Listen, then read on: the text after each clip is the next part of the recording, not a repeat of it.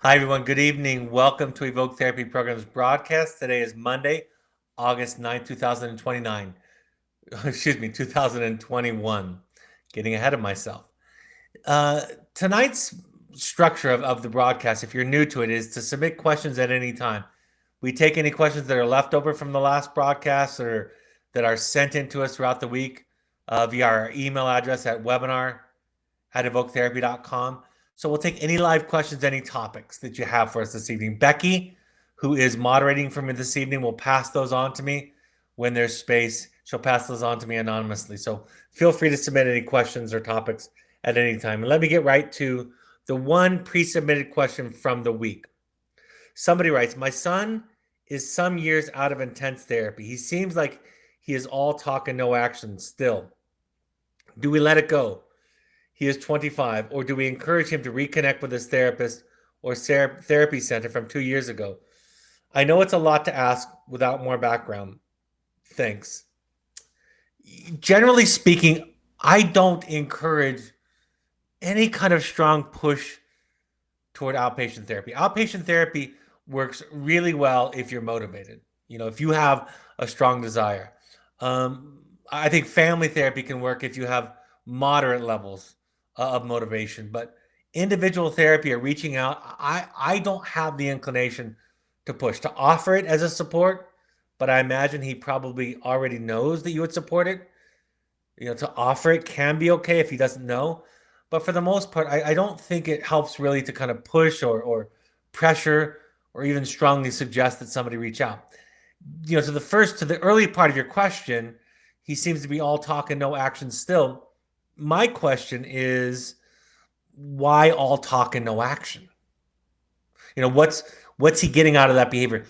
See, what therapy does for us, what it does for me, and what it does for me as a father is this is really important. It helps me to understand what the purpose of the behavior is. Instead of thinking about something in terms of right or wrong behaviors, good or bad behaviors, even healthy or unhealthy behaviors, my question is, what is motivating this behavior? So maybe his all talk and no action is that he's trying to present an image that you can buy, that you can find acceptable, that you won't grow impatient with, that you won't grow frustrated or exhausted by. And in that sense, in that very strange sense, you're contributing to the issue that you see as the problem, if that makes sense. In other words, he's finding you to not be a safe person to be able to tell the truth about what's really going on for him. That's the no action, right? He's trying to present an image, an idea, a facade that you will find acceptable, and rather than something that is unacceptable. So I'd be more curious about why he's presenting, and I in general know. Even with adolescents, I'm reluctant to require individual therapy, although I'm more open to it. I'm reluctant to require individual therapy because outpatient therapy is so impacted by the motivation of the client. I'm a client in therapy. I've been a client in therapy on and off for 30 years, 22 years with my current therapist. And it takes a lot of work. If it didn't take a lot of work, I would have been done with it 15 or 20 years ago.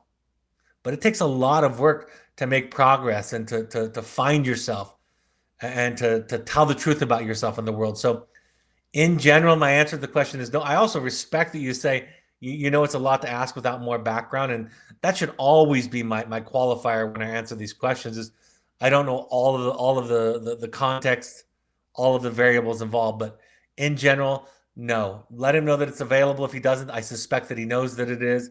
Get curious about the behavior instead of thinking about it as right or wrong behavior. And then, make sure you're doing your own work. I mean, I know that I say that virtually in response to every question and every broadcast that I do, but make sure that you're doing your own work so that you're not getting involved in something that's not your business.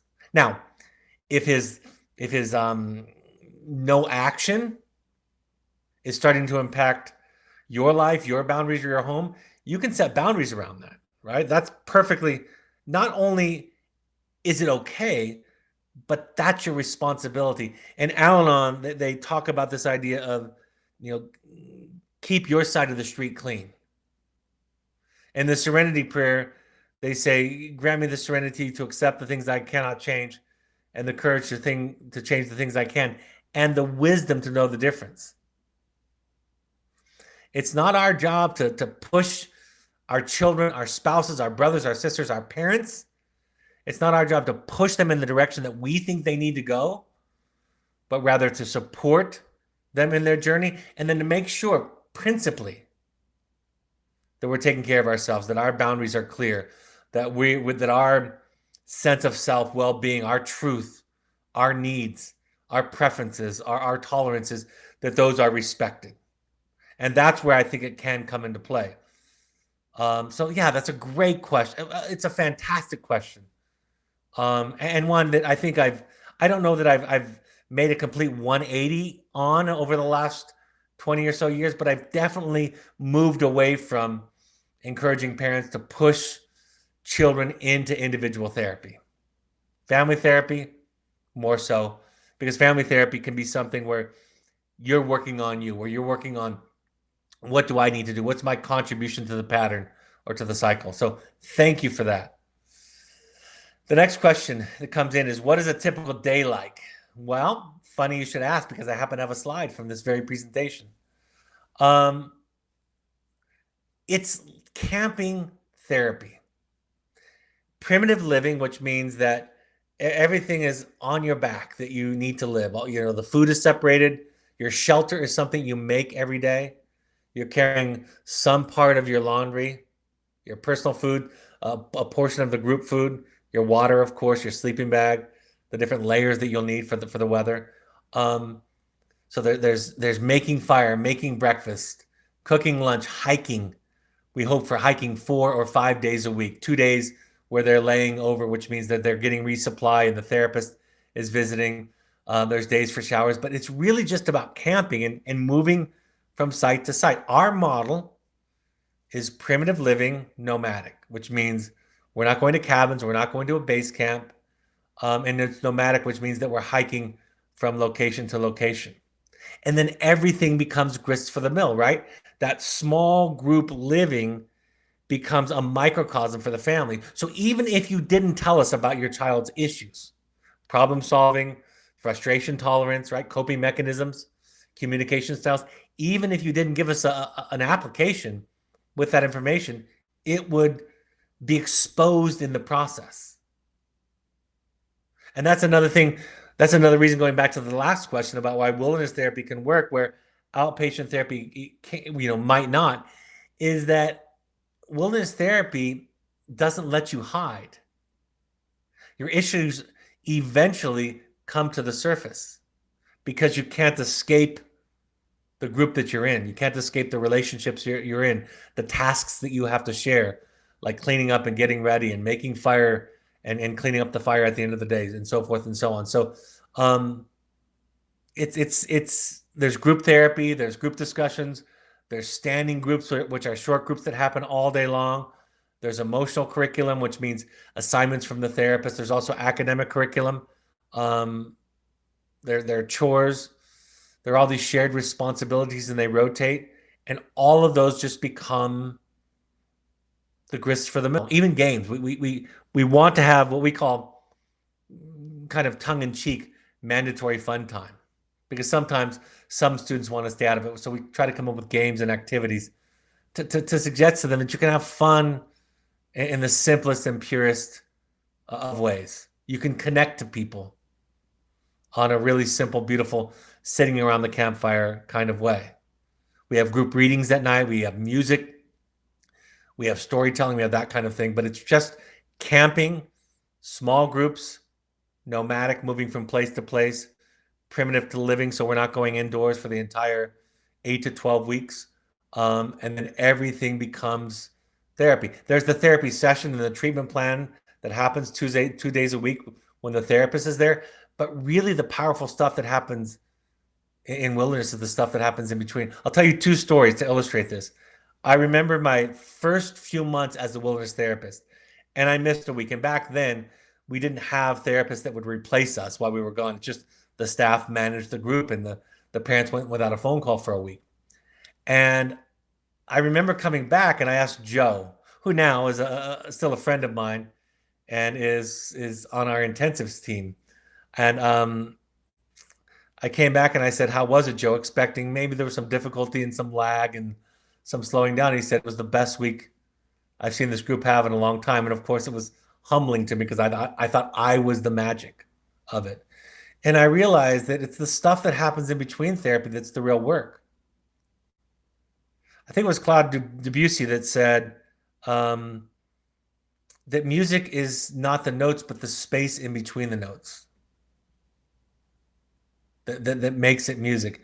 And I think in a lot of ways, therapy isn't the therapy session, but it's the time and the space in between the therapy sessions that is the therapy.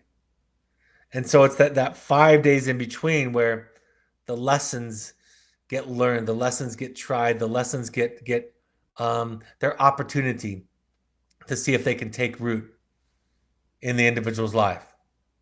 So that's really what wilderness therapy is about. The other story I'll tell you is we had a therapist and he worked with us for many years. And then he went to work at a residential treatment center, and then he came back.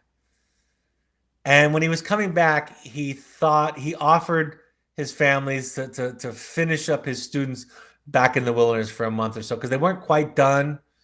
He didn't want to leave them, and wilderness would be a nice, interesting way to kind of finish their work. And so a couple of his boys came with him back into wilderness when he came back to work for us. And I remember he was sitting in clinical meeting explaining this to the other therapist. He was saying, I walked into session with my boy, the boy that I work with, and he started to put up the same old walls, the same old pushback in therapy. And so David was the therapist's name. David said, so after a few minutes, I just said, you know what? It's okay. If you don't want to have a session, I don't need to do this. And he started to walk away. And his client, his student said, no, don't leave, please. I'll talk. And he said, I was reminded of the power of wilderness therapy. That time where you leave, you drive your car away from the group and you're not going to be back for 5 days. That's a moment. And it compels the wilderness client, the wilderness student to really take advantage of it. Whereas if you're working in a residential treatment center, you'll be back tomorrow. They can push you away for a day or two, but you'll be back Monday through Friday the next day.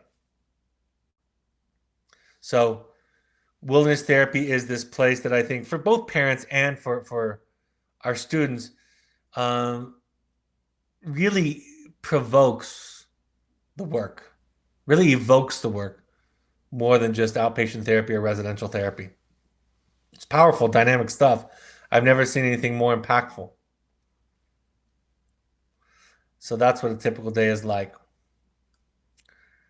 Looks like there are no other questions right now. There's several of you on, but I don't have any questions. I'll wait for a moment to see if there are any questions or topics you'd like me to speak about.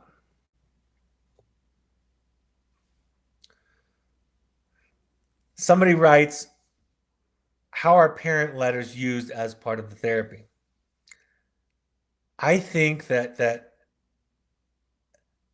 letter writing therapy is one of the most powerful but underestimated parts of the work. First of all, letter writing is a lost practice or art, as they say. And most of the time, our communications are electronic and immediate. And while we don't use snail mail, right, the postal service like we did in the early days of wilderness therapy, some people had fax machines, if you remember mailboxes, etc., or the UPS store later on that you would go to and you would use that as a fax. Or if you had a fax machine at work, or some people had fax machines at home, that took some time. So you could sit there, you could write, you could be deliberate. When I get a letter from a parent or from a student, and I read it with the parent or I read it with the student, we can really look at it as, on paper, as something very intentional. If you and I were just talking, or if I was facilitating a family therapy session between you and your child, and you were talking, I might pause you and ask you about that. But because your thoughts and your words aren't always connected, you'll say, "Well, that's not what I meant," or maybe I said that, but that wasn't my intention. On paper, we can really be deliberate, and because you have to wait 2 or 3 days for a response, they have to wait 4 or 5 days for a response. I think you learn to speak from your truth a little bit more. So how we use them, we guide you with a couple of them with very specific assignments and objectives. Beyond that, we give you general coaching, maybe some not to do's or some to do's. And then we don't want to overcoach it to you. We don't want you to have to always write the perfect letter. We'll give you some basic guidelines and outlines, but we want them to deal in part with the real you.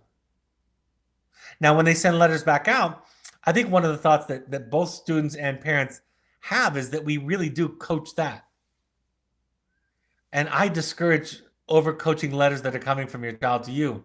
In fact, sometimes if I sit with a child, which I often do, and read their letters coming out to you, and I have some feedback or some questions about it, or they even ask me for my opinion and I give it, they want to rewrite it. And I say, please don't rewrite it. Please don't rewrite it. Send it out to your parents and write a new one if you want to, so they can see what you're learning. And some children will say when they write a really horrible, angry letter, like, "Oh, you're gonna edit this." And my response to the child is, "Why would I edit a horrible letter to your parents? I want them to see where you're at. Why do I not want them to see where you're at? I want them to have that experience." One last idea about letter writing is, if you write a letter or are thinking about writing a letter or have a kind of an impulse to write a certain thing in a letter, and through the phone call with the therapist, we do some coaching and you change your perspective, or you don't want to respond with your old triggers, I think one way you can accomplish authenticity and using new skills is to say, here's my initial reaction, or here's how I wanted to react, or here's how I used to react to it. Now I'm learning to react this way. I wanted to tell you you were wrong. I wanted to debate. I wanted to get defensive. But now I'm learning to listen. Now I'm learning to hear you. Now I want to hear what you have to say. I'm learning to manage my triggers. So it's a very slowed down, deliberate family therapy session. Sometimes they're the focus of the session. Sometimes they're not in the session. It really depends upon where they're at, what's going on for the week. Was there specific objectives or goals for the letters coming in or going out? But we definitely want to incorporate them. We'll often start the phone calls with you saying, did you read the letter this week? Did you have reactions? We want to hear your natural reactions before we go through the coaching, right? Are you feeling discouraged? Do you want to give up? Are you feeling angry or hurt or confused, triggered? And then we'll give you a perspective on what was going on during the week. So just think about the opportunity to kind of have a family therapy session and slow it down and put it on paper so that we can really create an intentional exchange of communication, ideas, thoughts, and feelings. That's how we use them. Somebody writes, I need to hear repeatedly about letting go and staying on my side of the fence. Can you talk more and give your great examples? Thank you. Well, I don't know if I can give you my great examples, but I can give you a couple of examples. Whenever you're thinking about your child's progress or lack thereof, I would just encourage you to focus on your progress or lack thereof. When you think about your child's relapse prevention plan, focus on your relapse prevention plan. It's the difference between hitting a tennis ball and trusting your swing and trying to aim it. It's the difference between trying to convince somebody to think and feel a certain way versus telling the truth. My favorite example of letting go is telling the truth. Telling the truth is the ultimate but simple example of letting go. The reason we lie or don't tell the truth often is because we're trying to manage what somebody thinks, feels, or how they perceive us. And when we learn to tell the truth from a place of authenticity and clarity and ideally love, and then we give the person the right, the privilege to feel and think what they want to feel and think. It's the shift from thinking that boundaries are about changing your behavior, the other person's behavior, versus boundaries are changing and taking care of myself.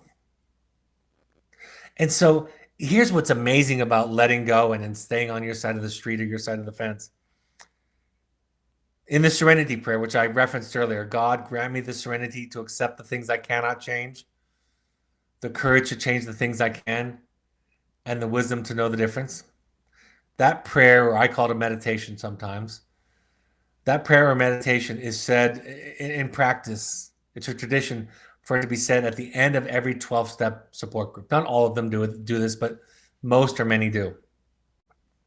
What I laugh about with it is we are so easy to forget the difference between what I can control and what I can't control, which is pretty simple. I can't control you, but I can control me. That we have to pray at the end to have the wisdom to know the difference. Isn't that amazing? That's how easily we get confused by it. That if we attend 12-step meetings once or twice or 3 times a week for 50 years, we're going to be saying that prayer at the end every time. So you're in good company if you lose track of what it means to stay on your side of the street. My practice, and it's a practice, is to remember on a daily basis that I can't control my children. I work hard to try to control myself, to try to monitor and gauge my own reactions, be responsible and accountable for my own reactions and triggers. But I can't control them. And in operating from an awareness of those principles, I actually have a wonderful, wonderful impact on others. When I teach this to our therapists, they'll say, but Brad, we are hired to facilitate change in other people. And I say to them, I know you are. This is how you do it. You don't confront the defense. You don't grab it by the lapels and shove it into a corner. You understand. It's so ironic. It's what Taoism teaches, right? It's what radical acceptance in Buddhism teaches. It's what faith and the Judeo-Christian traditions are speaking about. You let go, but you become more powerful of a leader. That's what George Lucas was talking about when he was teaching Joseph Campbell's philosophy in Star Wars. The Force is a way of being with people where you have greater influence, but you're not controlling them like the way that Darth Vader was. All of these philosophies combine this idea of letting go, but becoming more influential and more impactful. So I'm glad that you need to be reminded of it, because that means you're not alone, that you're a very, very typical person. Next question. Somebody writes, as my child is progressing through through his post-evoke residential treatment, or excuse me, I'll start over again. As my child is progressing through his post-evoke residential placement and earning privileges, there are signs and symptoms resurfacing. It's such a tricky thing to decide if coming home with outpatient supports is the next step or another residential academic setting. I don't really have a question, as I know there is no right answer, but it feels like we'll be making the best guess about how much and what type of supports are needed. I've never seen sustained success in a real world setting, but I don't want the past to box in his future. I mean, from your question, it sounds like you kind of know the answer. My therapist said something to me years ago when I wrote about this in my first book when my wife and I were separated in 2010. She said to me, if you get divorced, your life will be different. I was asking, not for her advice, but just telling her the dilemma. And she said, just like if you change from being a therapist to you go back to school and become an engineer, your life will be different. It's kind of like there's no right answer. You don't get to choose how to win. You don't get to win. You get to choose how to lose. So the question you're asking is the right question. It's, when my son, my oldest, who's now 28, when he was 13 and he went to wilderness, he turned 14 in the wilderness, and then he went to a therapeutic boarding school for some time after. And I was getting closer to my readiness for him coming home. I will tell you, the therapist and the consultant were telling me he wasn't ready. And I said to them, I don't think that's the right argument because I'm ready. Parents don't like to say that sometimes because they don't want to be responsible for when the child comes home in a way. They want the child to objectively achieve some level of functioning and consistency, some level of internalized principles, ideas, and behaviors that the child is fully cooked. Now, my son was 14, so I didn't think we were going to keep him in forever, and he wasn't ready, but I was ready, and it wasn't smooth after Avoca. We had some significant difficulties, and it wasn't until really around the age of 17 that he turned it all around. He's been sober since then. He now has a master's degree in organizational psychology. He's one of the funniest. He does stand-up comedy. He's a gifted artist. And he works in graphic design. He can paint, sculpt, play 2 or 3 instruments at various levels. Has a wonderful social life, lives a meaningful life. And 14 to 17 wasn't smooth or easy. And there was a moment before he got sober. And by the way, drugs and alcohol weren't his primary issue when we sent him to wilderness in the first place. But like a lot of these children who were struggling with emotions, it was a great escape for him.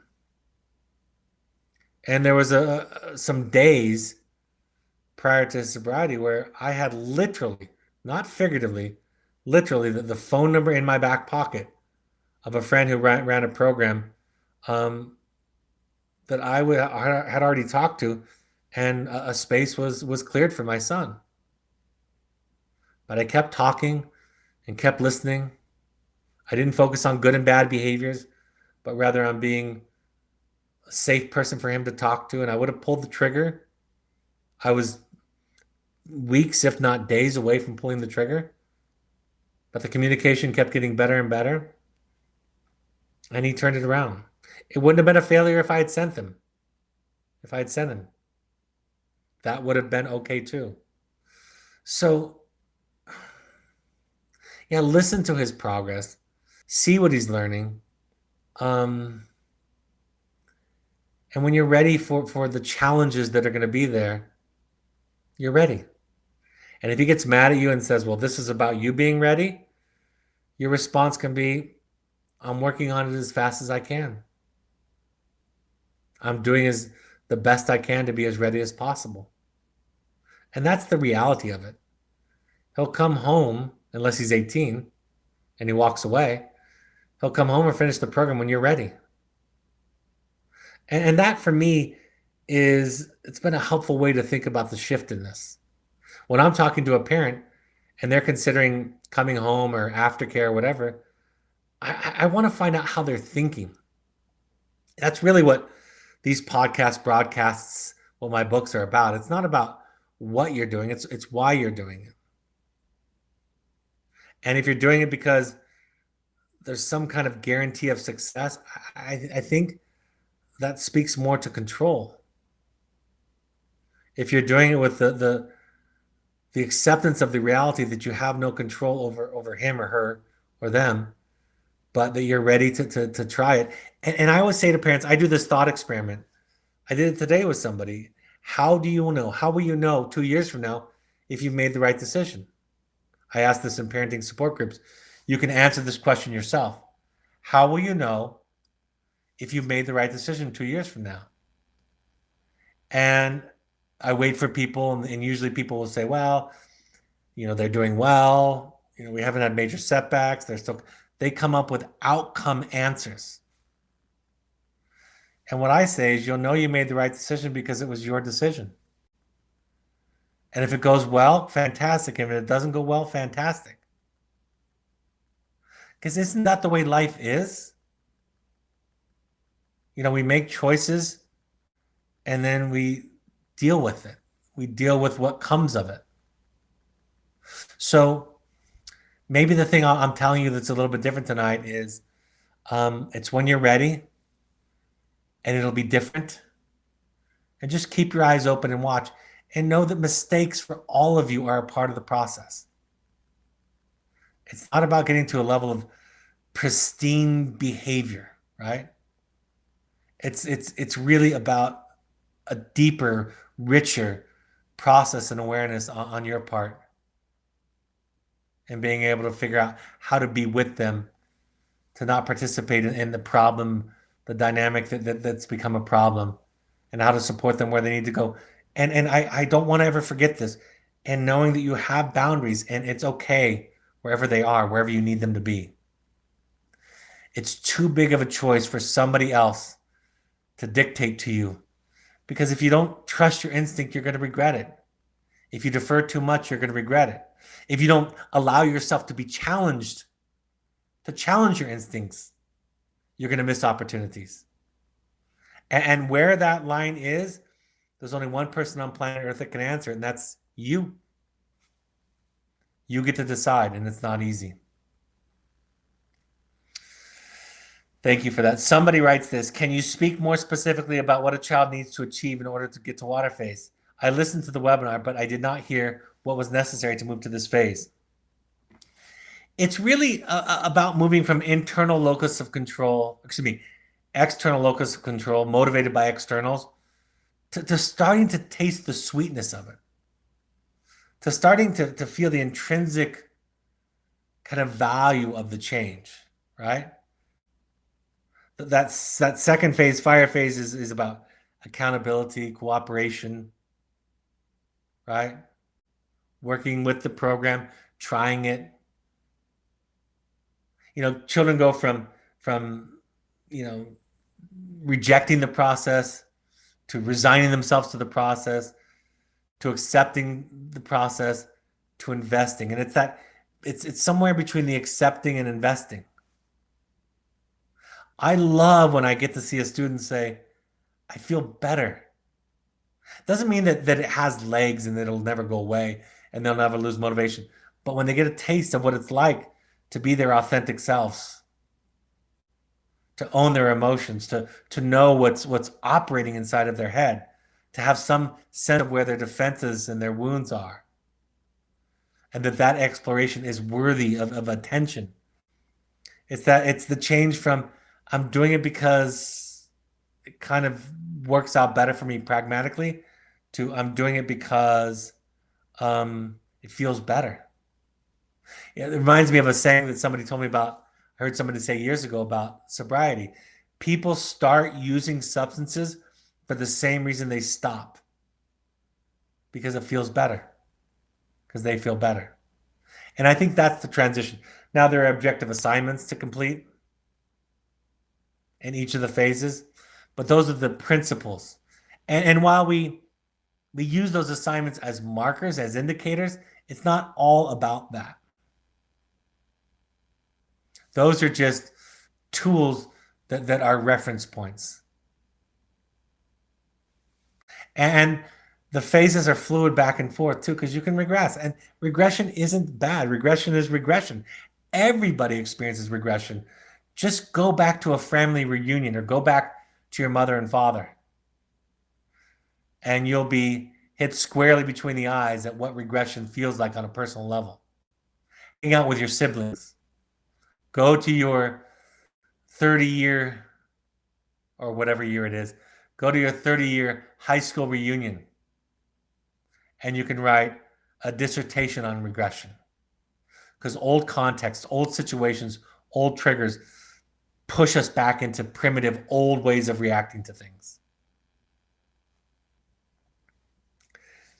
Somebody writes, my daughter has just started the Entrada program early last week. I can rationalize the decision that was made without her, but the guilt for forcing this process upon her is quite a struggle. Thoughts? My first thought is just love and support. Guilt is a monster. As you, and welcome to the family, by the way, but as you listen to the webinars I've done, the broadcasts or podcasts I've done on guilt and shame, the two books that I've written talk a lot about guilt and shame, I think. See, we were told that shame, we've been told lately that shame is feeling bad about who you are and that guilt is feeling bad for what you do. I don't think that's really important. You're going to feel guilty if you do the right thing. Lots of times. Guilt is not an indication of right or wrong. Guilt is a conditioning that we receive from childhood that we're supposed to feel bad when we upset our mom and dad or our teachers or our authority figures, our grandparents, our siblings, our surroundings. Guilt is no more than our belief that we've hurt or upset somebody, or our anticipation that we might hurt somebody. If we are to grow morally, if we are to grow in authenticity, we will have to learn to tolerate guilt. My favorite book, even better than what I just said to read, Harriet Lerner's book, The Dance of Anger. And I did a podcast on it. It's one of our 5 most listened to podcasts. Read The Dance of Anger, or listen to the podcast, or do both. She says in there, one of my favorite quotes is, she said, guilt is only an effective tool. Or excuse me, she says anger is only an effective tool if it causes us to be clear about ourselves. But she says we have to learn to feel guilt in order to do the right thing. So the work that you have to do to let go of guilt is gonna lead you to not tell the truth in your relationships. It's gonna lead you to not have healthy boundaries. It's gonna lead you to not stand up for yourself, to say no. Guilt is just as toxic as shame. I think it's more insidious than shame, because I've had, about 10 years ago, I said to my therapist, look, I'm done arguing about the virtues of guilt. I'm just done debating it.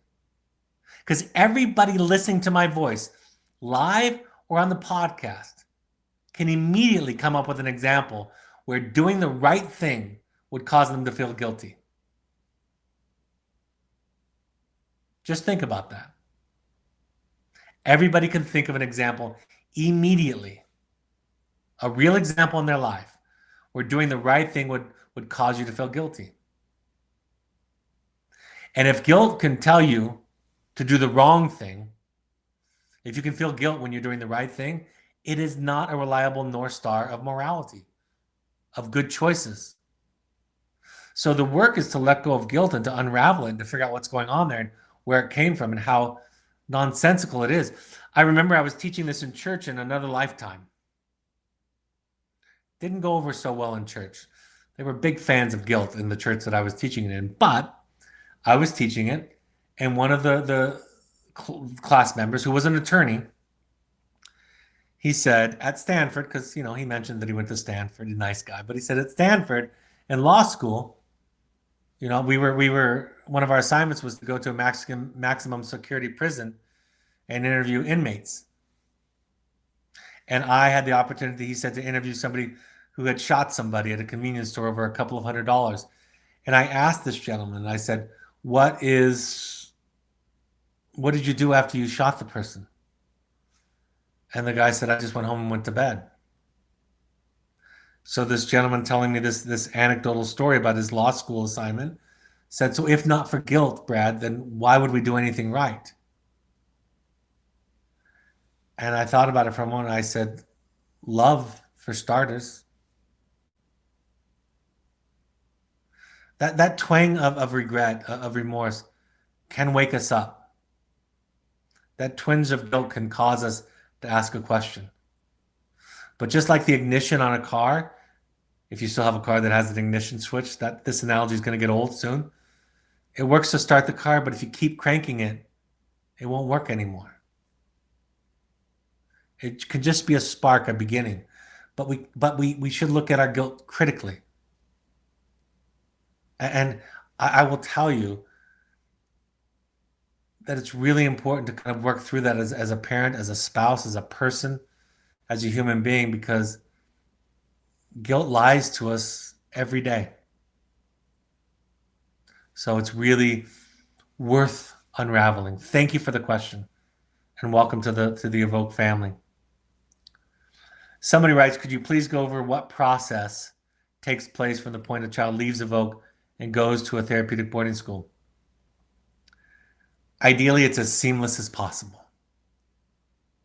Not extra time, not extra downtime, no phone calls.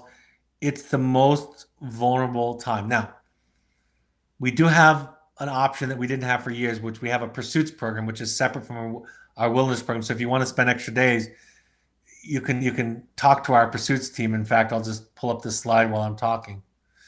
Contact Sarah, S-A-R-A, at evoketherapy.com. Some folks on here have used a pursuits program in between because it gives you extra time with staff support, 2, 3, 4, 5 days, customized wilderness therapy, adventure activities, camping, horseback riding, whatever you wanted, however you want to design it, with support, with a backstop, with a safety net. But it's just a vulnerable time. And I would just encourage you, I've done it. I've transferred a child of mine from wilderness to a therapeutic boarding school. It's painful. And all those added extras that you think about, all those things that you think you can do, all of those things become really an emotional trial for the child. I even have one student that I'm still in contact with often, who graduated at the highest level. And it earned, he thought, and his parents thought, a little bit of extra downtime, a couple of extra days in a hotel, maybe a couple of movies. And I met with him during the transition. He said, Brad, this isn't working for me. They allowed me to talk to my girlfriend, which we had cleared, and I want to go home now. I talked to my brother, and I want to go home now. So seamlessness is important, and it gets hard. It's not easy. When I was in woodshop in middle school, and the only thing I was good at making was a breadboard. I never got past making a breadboard where you just glue a bunch of different kinds of wood together and you put them in a vise with glue in between. And I remember our teacher, to demonstrate, glued a couple together, and he took them and he broke them over his knee. And he showed us that one broke where they were glued together, right along the glue seam. And one broke and kind of shattered across the seams. And he was demonstrating that if you don't do it well, the seam is the most vulnerable part, that in between. Do the visit after, or do it with support with a pursuits trip. Let him or her or them get settled, and then do the visit, the extra time, where you have support. It's a trying time. So seamlessness is the key. Any other questions, Becky? No other questions? I can begin to wrap up. If there's one more question, I can take it at the end. My 2 books, which I, of course, strongly recommend, The Journey of the Heroic Parent and The Audacity to Be You, are available on Amazon and Audible. I read the audiobook for The Audacity to Be You. If you want to do a deep dive into your own, if you want to do a deep dive into your own work, we have intensives for individuals. These are 4.5-day programs in person or online. These are 2.5-day programs. They can kind of get you into the work, can springboard you into it, or can accelerate your work. It's looking at your family of origin, your past, and how it's showing up today. Returning to You, we have one October 6th through 10th that I'll be co-leading with our clinical director.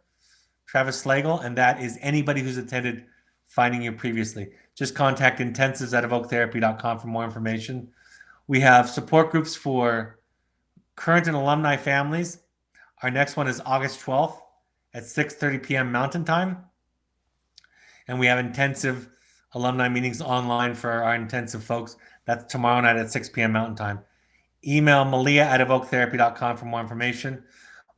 This is something we're doing new this last year.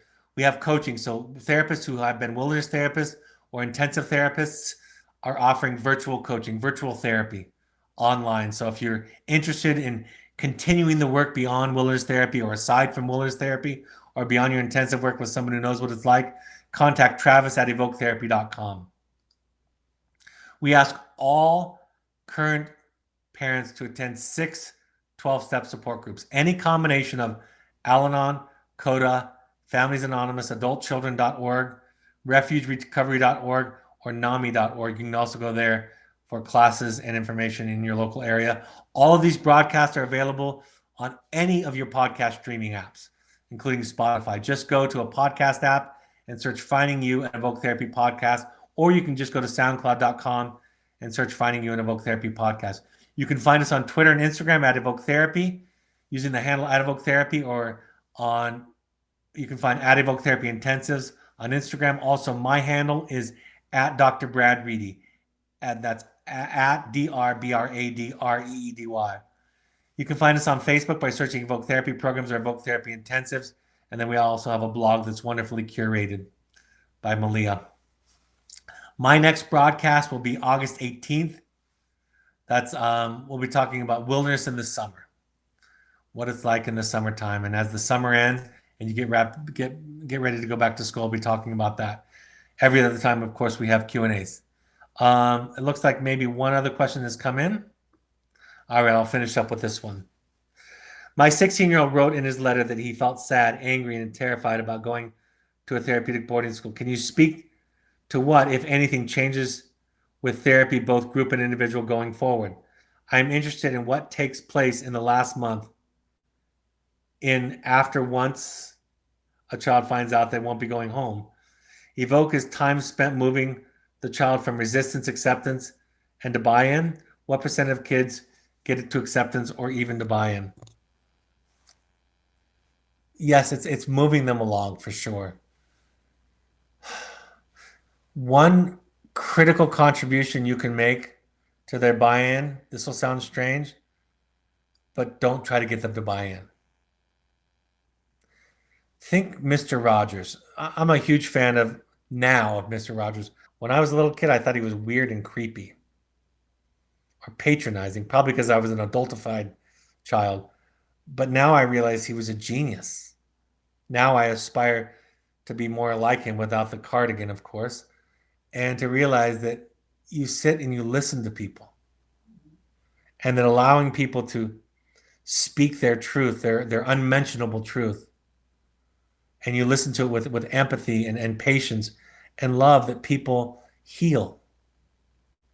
See, that's the thing that therapy has taught me as a father and a man and a husband, is that if you can listen to people, truly listen and see them, that they heal. But then when we attempt to try to fix them or move them along in the way that we think that they need to be moved along, that they feel not seen and not heard. So I don't know if your son or daughter, son I think it is, will be one of the ones that gets to buy in. Most of our clients do. But your job in that task is not to try to get them to buy in, to let go, to listen, to understand, to empathize. It's a very normal feeling. I remember one time years ago, the design of the program was a little bit different. We had a graduation camp, and I pulled up to it, and Grandma and Grandpa came up to me because Mom and Dad weren't involved. One was passed away, one was in jail. But anyway, I pulled up, and Grandma met me at the road. And she said, "We have a problem." And I said, "That's what I'm here for. What is it?" She said, "It's just not going well."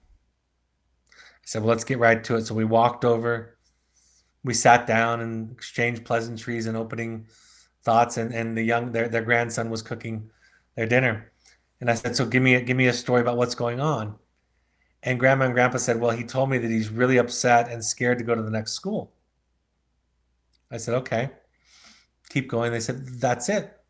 And I could see my client, my student, had a smile on his face. And I said, was he trying to talk you out of it? And they said, well, I don't think so, not really. I said, was he asking for something? And they said, well, maybe it was implied, but not overtly. And I said, I don't understand what's broken.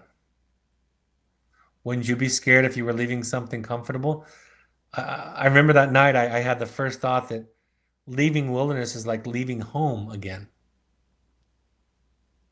It's what you become comfortable with and is predictable and is the known. And that's the heroic journey, right? Is to go to the unknown, to walk into the forest or to the cave that you fear to enter, right? To go into that new place, to walk into that. If you decide to follow our directives and walk into one of these meetings that I've listed here, Al-Anon, CODA, Families Anonymous, or Adult Children, or Refuge Recovery, that's what it will feel like to you. Only for him, it's a much more immersive and larger process. And so let him feel it. It's okay. Just listen, understand, and empathize. Isn't that one of the hardest things as a parent, is to hold space empathically for our children when we could prevent the uncomfortable feeling from occurring by changing or capitulating? And yet we remain committed to the course because we know that's what just recently with my daughter, there was a natural consequence that I was one of two people in charge of kind of following through on. And my daughter said to me, I don't think you know how this is going to affect me. She was very upset. And I said, I think I might have a sense of how it's going to affect you, but it's not going to change my decision. I didn't say that out loud, but I just said, I get it. I'm sorry. But I wasn't going to change because it was going to be hard and painful. And I don't say that like I do that every day and I've done that my whole life. That was like 25 years of therapy led to that moment. So having the capacity to let a child feel the distress and staying committed to our boundary, our truth, is a powerful, powerful, powerful thing to do. So, yeah, thanks for that. I'll take one more if there's another one.